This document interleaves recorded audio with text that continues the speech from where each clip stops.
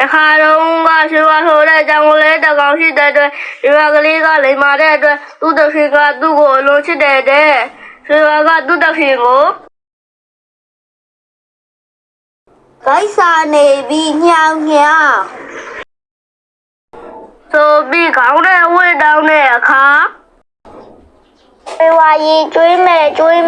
ဏလေးနော်လူချတဲ့အတွက်ရွှေဝါ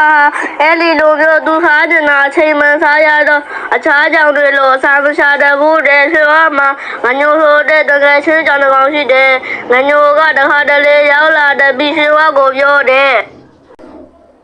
ရွှေဝါရဲ့ငါကပိုင်စင်မရှိတော့အစာရှာရတယ်ကွာအခုငါအစာရှာမရလို့ပိုင်ဆိုင်နေပြီးညောင်းပြောတဲ့အခါအေးပါကွာငါမှအစာတွေအများကြီးရှိတယ်စားသွားပါအေးတကယ်ချေရငါလည်းမင်းကိုကစားရင်းနဲ့အစာရှာတတ်အောင်တင်ပေးမယ်ဒါတွေမလိုပါဘူးကွာငါတခင်ကငါကိုချစ်တယ်ကွာငါလိုချင်တာရတယ်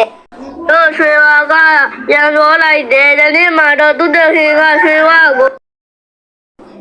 ရွှေဝါရေငါခရီးထွက်ရမယ်မင်းမှလည်းတငယ်ချင်းရှိနေပြီဆိုတော့ငါမရှိတဲ့ရက်တွေမှာသူနဲ့အတူအစာရှာစားနော်တို့ပြောတဲ့နောက်တဲ့နေ့ရောက်တဲ့အထိငညိုကရောက်မလာခဲ့ဘူးရွှေဝါဟာဘိုင်းစာတော့ကြောက်ကလေးတစ်ကောင်ကိုလမ်းမြင်လိုက်တဲ့အခါဒီကျွက်ကိုတော့ငါရအောင်ဖမ်းရပြီးခေါင်းလိုက်တယ်ဒါပေမဲ့ကြောက်ကလေးကအပြင်းနေတဲ့အတွက်ရွှေဝါခမရအားလုံးပြီးကြံခဲရတာပေါ့ပြီးသူ့တခင်ကိုတာပြီးငိုနေတဲ့အဲ့ဒီအချိန်မှာငညိုရောက်လာပြီးရွှေဝါရဲ့ဘိုက်စာလုံးငိုနေတာလားမငိုပါနဲ့ငါရှာထားတဲ့အစာတဝက်မင်းကိုကျွေးမယ်နော်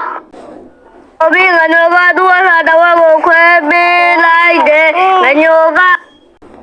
ရွှေဝါရဲ့မင်းကဘာမဆိုလို့တိုင်းရနေတာအစာမရှာတတ်ဘူးပေါ့နောက်ဆုံးငါနဲ့အတူကစားရနဲ့လေးကျရအောင်နော်ပြောတဲ့အခါ